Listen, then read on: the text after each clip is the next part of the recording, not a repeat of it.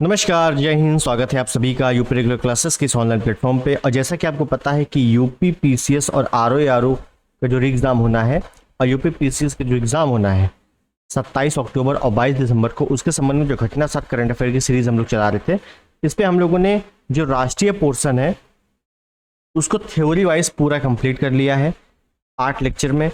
और आज हम लोगों का नवा लेक्चर है और आज से शुरू हो रहा है बिल्कुल स्टार्टिंग से अंतरराष्ट्रीय घटनाक्रम। जो अंतरराष्ट्रीय करंट अफेयर है वो भी फुल थ्योरी, मतलब इसमें वन लाइनर नहीं है, पूरा का पूरा कंसेप्ट है।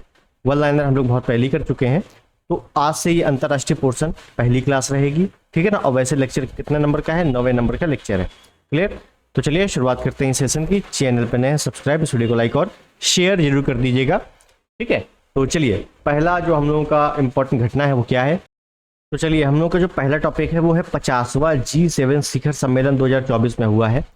G7 शिखर सम्मेलन, और इसमें वन लाइनर मैंने बताया था कि मोदी जी इसमें शामिल हुए थे, ठीक है। तो इसके बारे में थोड़ा सा डिटेल देखते हैं क्या है। तो 50वें नंबर का है पहली चीज़, तो 50वां G7 शिखर सम्मेलन 13 जून से 15 जून 2024 तक इटली के अपुलिया के पसानो शहर में बोर्गो इंजानिया में आयोजित किया गया। आपको केवल याद रखना है, इटली के अपुलिया में आयोजित किया गया ये 50वां G7 शिखर सम्मेलन। इटली की अध्यक्षता में आयोजित इस सम्मेलन में 7 सदस्य देशों के राष्ट्रीय अध्यक्ष या शासनाध्यक्ष के अलावा यूरोपीय संघ का प्रतिनिधित्व करने वाली यूरोपीय परिषद, यूरोपीय आयोग के अध्यक्ष भी शामिल हुए थे, ठीक है। G7 के सदस्य वे बैठकें जिनमें G7 सदस्य देश और आमंत्रित गैर सदस्य देश तथा संगठन हिस्सा लेते हैं उसे आउटरीच सत्र कहा जाता है। ये भी आउटरीच सत्र था भाई, भारत G7 में नहीं है लेकिन भारत की तरफ से पीएम मोदी गए थे। इस सत्र में क्षेत्रीय और अंतर्राष्ट्रीय मुद्दों पर चर्चा की गई, ठीक है।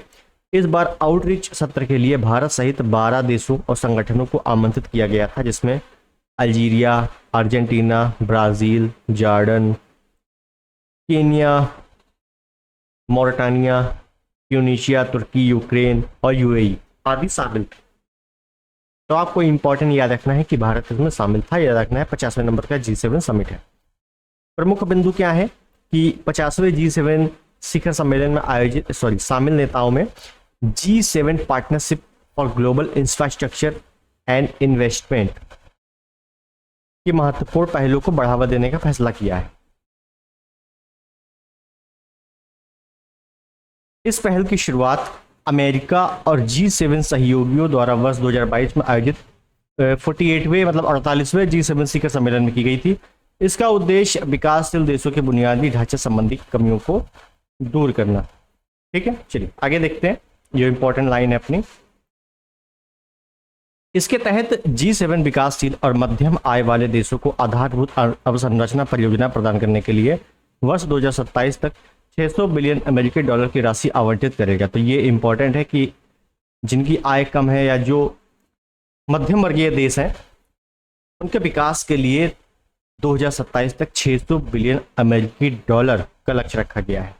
भारत मध्य पूर्व यूरोपीय या यूरोप आर्थिक गलियारा को समर्थन और प्रोत्साहन, तो भारत मध्य पूर्व यूरोप का जो गलियारा है उसको प्रोत्साहन और समर्थन दिया गया है अभी तक।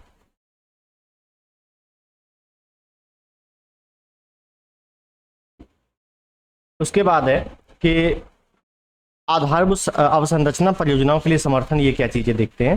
तो G7 देशों ने मध्य अफ्रीका में लोबिटो कॉरिडोर तथा ल्यूनोज कॉरिडोर एवं मिडिल कॉरिडोर के लिए भी समर्थन व्यक्त किया है। अब लोबिटो कॉरिडोर क्या है? अब ये नए नए कॉरिडोर हैं तो आपसे पुराने नहीं पूछे जाएंगे, ये सब एग्जामों में नई कॉरिडोर पूछे जाते हैं। लोबिटो कॉरिडोर यह अंगोला के अटलांटिक तट पर स्थित लोबिटो के बंदरगाह शहर से कॉन्गो लोकतांत्रिक गणराज्य और जाम्बिया तक विस्तृत है। अफ्रीका में पूरा क्षेत्र है ये। ल्यूनोज कॉरिडोर क्या है कि फिलीपींस के ल्यूनोज द्वीप पर स्थित। अब देखो ये ल्यूनोज द्वीप आ गया। अब आपसे पूछा जा सकता है कि ल्यूनोज द्वीप कहाँ पे स्थित है, तो फिलीपींस का है ये ल्यूनोज द्वीप, ठीक है। तो नए नए द्वीप इसी से पूछे जाते हैं, बुक में कहीं नहीं मिलेंगे आपको ये।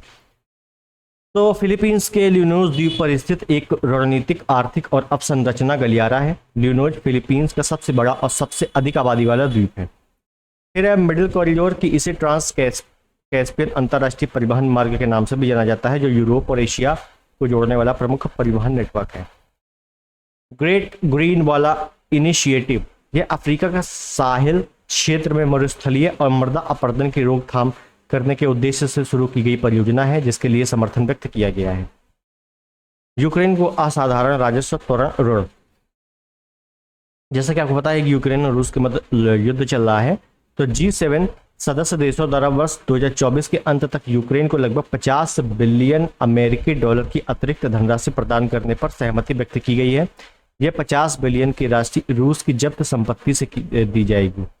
जो रूस ने संपत्ति जब्त की है उसी से 50 बिलियन डॉलर दी जाएगी। आपको केवल इतना याद रखना है कि G7 सदस्यों ने 50 बिलियन डॉलर का ऋण यूक्रेन को देने पर सहमति जताई है। बस G7 नेताओं ने अपूलिया खाद्य प्रणाली पहल को निम्न आय वाले देशों में शुरू किया है तथा अफ्रीका में परियोजनाओं को समर्थन देने का निर्णय लिया है। उसके बाद अगला इंपॉर्टेंट टॉपिक देखेंगे, परमाणु हथियारों पर सिप्री की रिपोर्ट। परमाणु हथियारों पर एक रिपोर्ट आई है, वो है सिप्री की। हर बार आती है रिपोर्ट, तो इसको देखेंगे। पहले तो Swedish think tank Stockholm international peace research institute की आयुध निरस्त्रीकरण और अंतर्राष्ट्रीय सुरक्षा की स्थिति के आकलन से संबंधित जून 2024 में जारी 55वीं रिपोर्ट के अनुसार वैश्विक सैन्य व्यय में नाटकीय वृद्धि के साथ 9 परमाणु सक्षम राष्ट्रों ने सामूहिक रूप से पिछले 5 वर्षों में परमाणु शस्त्रागार में अपने निवेश में 33% की वृद्धि की है। इस वृद्धि में शीर्ष स्थान पर यूएसए है, संयुक्त राज्य अमेरिका, जिसने 51.5 बिलियन डॉलर का व्यय किया है, जो वैश्विक वृद्धि का 80% है। चीन ने 11.8 बिलियन डॉलर आवंटित किए हैं, उसके बाद रूस है और उसके बाद यूके है।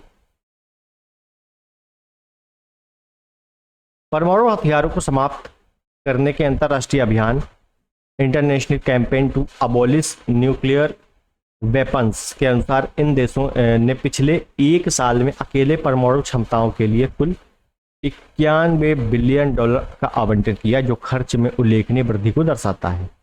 ठीक है ना। अब बाकी जो सिप्री की रिपोर्ट है इसके अनुसार हमें केवल ये देखना है कि कौन पहले नंबर पे है, कौन लास्ट है। तो देखो, परमाणु वॉरेट का सैन्य भंडार जनवरी 2024 तक, ये सूची इंपॉर्टेंट है। ये इंपॉर्टेंट सूची है जिससे कि प्रश्न बनते हैं कि रूस पहले नंबर पे है,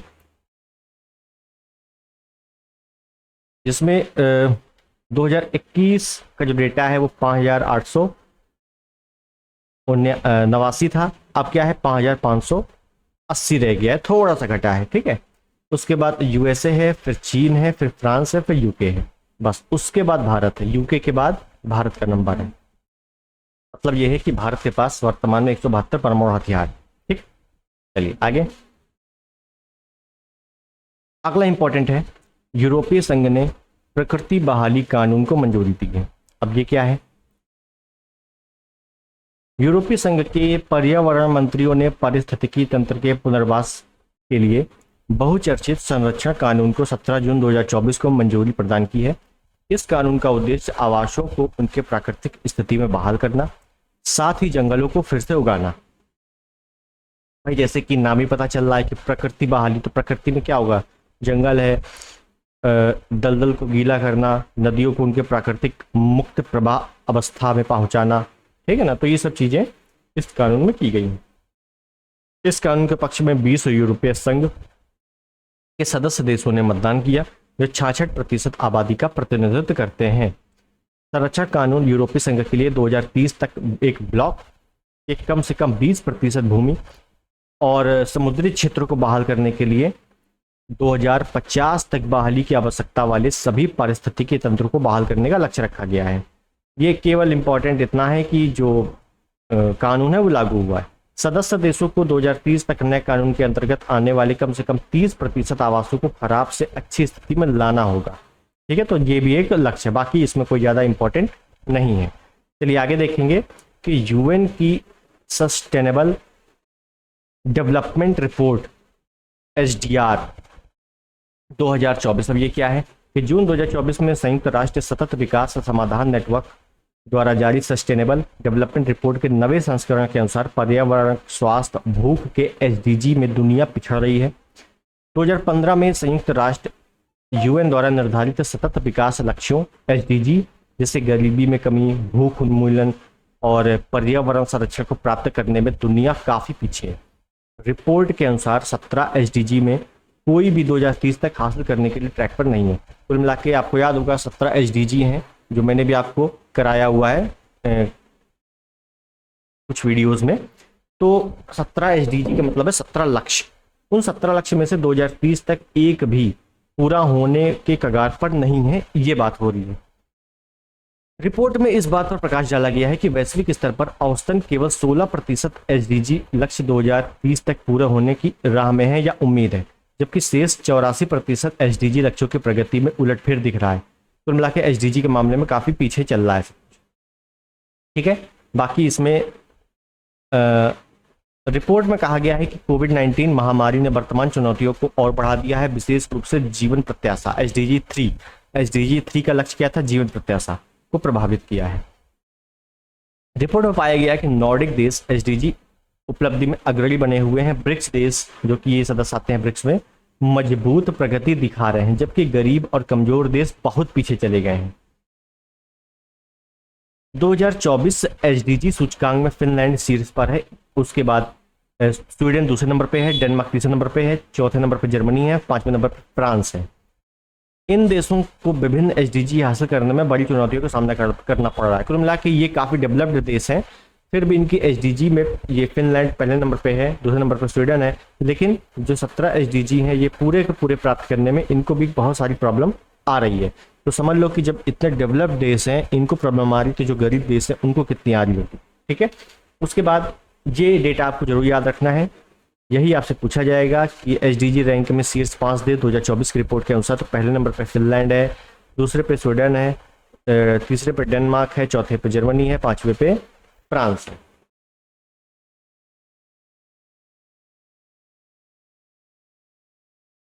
मोस्ट इंपॉर्टेंट लाइन एक ये रही कि 2024 एसडीजी सूचकांक में भारत ने 64वें अंक के स्कोर के साथ 109वां स्थान प्राप्त किया है। तो भारत कितने पे है, 109वें स्थान पे है, ऊपर के 5 और भारत 109वें स्थान पर, इतना आपको याद रखना है।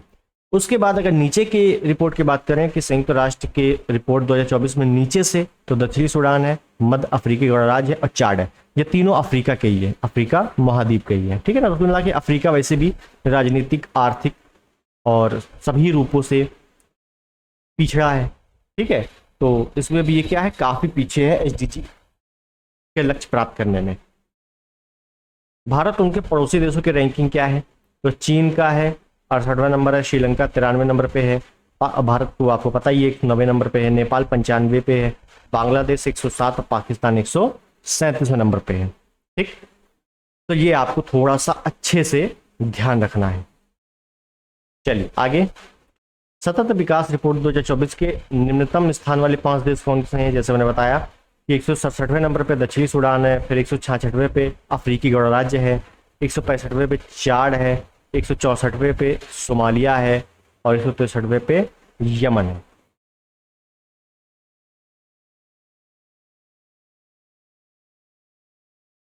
उसके बाद यूक्रेन शांति शिखर सम्मेलन। अब यूक्रेन का शांति शिखर सम्मेलन ये क्या है, तो स्विट्जरलैंड के बुर्गेनस्टॉन रिसोर्ट में आयोजित यूक्रेन शांति शिखर सम्मेलन में 16 जून 2024 को 80 देशों में इस बात पर सहमति बनी कि युद्ध को खत्म करने वाले किसी भी समझौते का आधार यूक्रेन के क्षेत्रीय अखंडता होना चाहिए। रूस की गैर मौजूदगी में संयुक्त बयान जारी किया गया। सम्मेलन में 100 देशों के प्रतिनिधित्व उपस्थित रहे। रूस को सम्मेलन में आमंत्रित नहीं किया गया था, ये इंपॉर्टेंट है कि इस शिखर सम्मेलन में रूस को सम्मिलित नहीं किया गया था। भारत, सऊदी अरब, दक्षिण अफ्रीका, ब्राजील और यूएई संयुक्त अरब अमीरात ने संयुक्त दस्तावेज पर हस्ताक्षर नहीं किए। भारत की ओर से विदेश मंत्रालय के सचिव पवन कपूर सम्मेलन में शामिल हुए। तो ये याद रखना है कि यूक्रेन शांति शिखर सम्मेलन में भारत की ओर से कौन शामिल था, विदेश मंत्रालय के सचिव थे पवन कपूर। ऑप्शन में एस जयशंकर आएगा, लेकिन एस जयशंकर यहाँ पर नहीं गए थे। ठीक है, तो ये आपको ध्यान रखना है, बस इतना ही इंपॉर्टेंट है, इसमें ज्यादा पढ़ने की आवश्यकता नहीं है क्योंकि इतना नहीं आएगा। उसके बाद है क्लाउडिया शीनबाम मैक्सिको की पहली महिला राष्ट्रपति। अब पहली महिला है तो इस वजह से याद रख लेना है कि पहली महिला राष्ट्रपति, मैक्सिको की पहली महिला राष्ट्रपति हैं क्लाउडिया शीनबाम। मैक्सिको सिटी के पूर्व मेयर और राष्ट्रपति लोपेज ओब्रेडोर के नेतृत्व वाली सरकार में पर्यावरण सचिव के रूप में कार्य कर चुकी क्लाउडिया शीनबाम को 3 जून 2024 को देश की पहली महिला राष्ट्रपति चुना गया है। देश में 2 जून को राष्ट्रपति पद के लिए चुनाव हुए। ओके, सिंपल सा वाला क्वेश्चन बनेगा कि क्लाउडिया शीनबाम निम्नलिखित में से किस देश की राष्ट्रपति बनी, या मैक्सिको की पहली महिला राष्ट्रपति कौन है, या मिलान करने को आ जाएगा कि एक तरफ देश दे देगा, एक तरफ उनके राष्ट्रपति और प्रधानमंत्री दे देगा, बस। इसके अलावा इसमें कोई क्वेश्चन नहीं बनता है। उसके बाद देखना है वैश्विक ऊर्जा संक्रमण सूचकांक 2024। 19 जून 2024 को विश्व आर्थिक मंच द्वारा दुनिया के 120 देशों पर आधारित वैश्विक ऊर्जा संक्रमण सूचकांक 2024 रिपोर्ट जारी की गई। तो रिपोर्ट किसने जारी की, ये आपको पता होना चाहिए। उसके बाद बात करें तो ऊर्जा संक्रमण वह प्रक्रिया है जिसमें एक देश या समाज पारंपरिक ऊर्जा स्रोतों जैसे कोयला, तेल, गैस से नवाचारी और हरित ऊर्जा स्रोतों जैसे सौर, पवन, जल, जैव ऊर्जा की ओर बढ़ता है। तो एक चीज याद रखनी है कि परंपरागत ऊर्जा स्रोत निम्नलिखित में से कौन है। ये आपसे हजारों बार क्वेश्चन पूछा गया है। तो कोयला, तेल, गैस क्या है, परंपरागत है। और अपरंपरागत या नवीकरणीय ऊर्जा स्रोत कौन कौन से हैं, जैसे सौर ऊर्जा, पवन ऊर्जा, जल ऊर्जा और जैविक ऊर्जा। अब इस सूचकांक में 120 देशों में भारत की रैंकिंग क्या है। तो भारत याद रखना है कि 63वें नंबर पे है। भारत कितने नंबर पे है, 63वें नंबर पे है। पिछले साल 67वें नंबर पे था, तो इस बार 63वें नंबर पे है। ठीक ठाक स्कोर आया है, बेहतर प्रदर्शन हुआ है। उसके बाद देखेंगे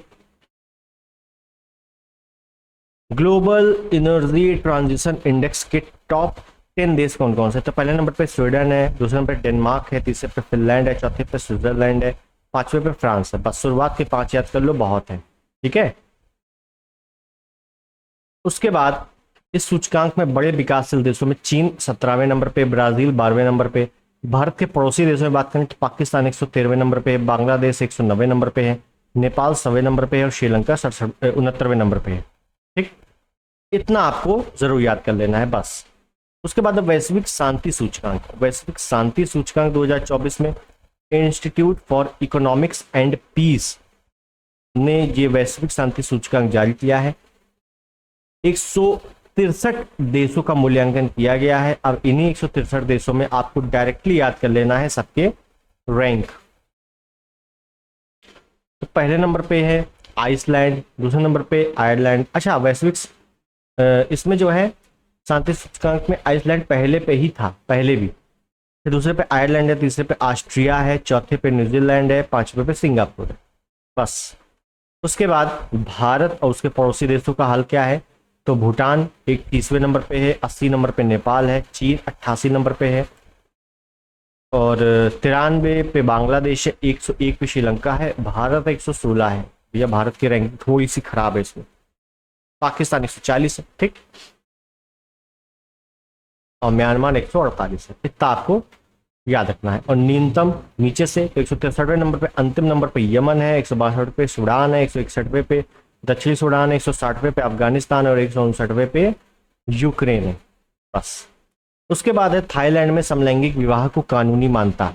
जो समलैंगिक विवाह होता है तो जो समलैंगिक होते हैं उनका आपस में विवाह को कानूनी मान्यता दे दी है किसने, थाईलैंड ने। थाईलैंड की नेशनल असेंबली, संसद का नाम क्या है वहां की, नेशनल असेंबली के उच्च सदन सीनेट ने समलैंगिक विवाह को कानूनी मान्यता देने वाले एक विधेयक को 18 जून 2024 को भारी बहुमत से मंजूरी दे दी।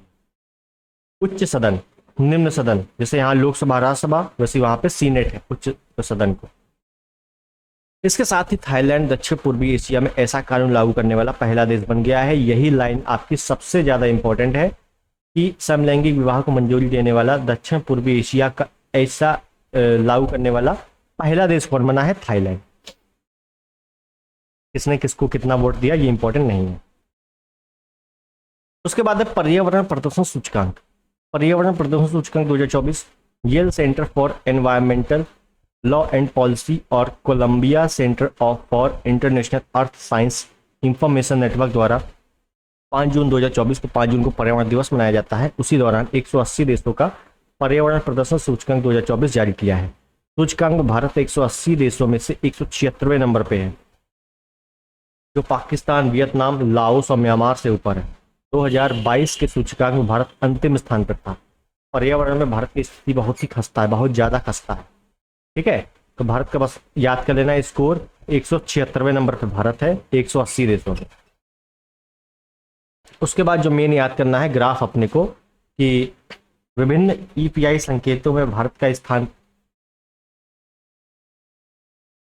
जैसे जैव विविधता वाले में 178वें नंबर पे अलग अलग क्षेत्रों में है। ठीक है, शीर्ष 10 देश पर्यावरण प्रदर्शन सूचकांक पर पहले नंबर पे है एस्टोनिया, बहुत ही बेहतरीन है। दूसरे पे लग्जमबर्ग है, तीसरे पे जर्मनी है, चौथे पे फिनलैंड है, पांचवे पे यूके है। ऊपर के बस 5 सूचकांक भारत उनके पड़ोसी देशों की स्थिति क्या है। भूटान 101वें नंबर पे, श्रीलंका 131वें नंबर पे, चीन 154वें नंबर पे है, नेपाल 165वें नंबर पे है, अफगानिस्तान 171वें नंबर पे है, बांग्लादेश 175 और भारत 176, म्यांमार 177 और पाकिस्तान 179, वियतनाम 180। ठीक है, तो ये आसपास के भारत और पड़ोसी देशों का थोड़ा सा याद करना बस। उसके बाद है मानव विकास सूचकांक रिपोर्ट। अब ये मानव विकास सूचकांक रिपोर्ट एक और आई है, इसको भी एक तरीके से सूचकांक ले लो। और आज हम लोगों के सूचकांक सबसे ज्यादा हुए हैं। आज हम लोगों ने केवल ज्यादातर सूचकांक ही देखे हैं। ठीक है, संयुक्त राष्ट्र विकास कार्यक्रम यूएनडीपी द्वारा मानव विकास सूचकांक रिपोर्ट जारी की जाती है। हजारों बार ये क्वेश्चन पूछ चुका है कि मानव विकास सूचकांक रिपोर्ट कौन जारी करता है, तो यूएनडीपी जारी करती है। इस बार का शीर्षक क्या है, ब्रेकिंग द ग्रिड लाइन, बटी हुई दुनिया में सहयोग का पुनर्कल्पना। ठीक है, इस रिपोर्ट में 193 देशों को उनके मानव विकास सूचकांक 2022 की स्थिति के आधार पर रैंकिंग प्रदान की गई है। कुल मिला के 193 देश हैं इसमें।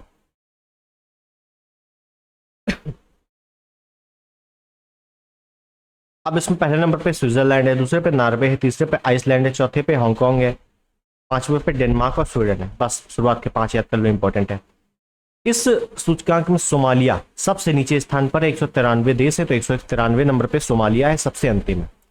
भारत की स्थिति क्या है कि भारत का स्कोर 154वां स्थान है। भारत का स्थान क्या है, 134वां, सॉरी 54वां बोल दिया मैंने, 134वां स्थान, जो कि 0.644 स्कोर के साथ प्राप्त हुआ है। 2021 में देखा जाए तो 135वां था, अब 134वां हो गया है, तो ठीक ठाक चल रहा है मामला, बहुत ही धीरे धीरे चल रहा है।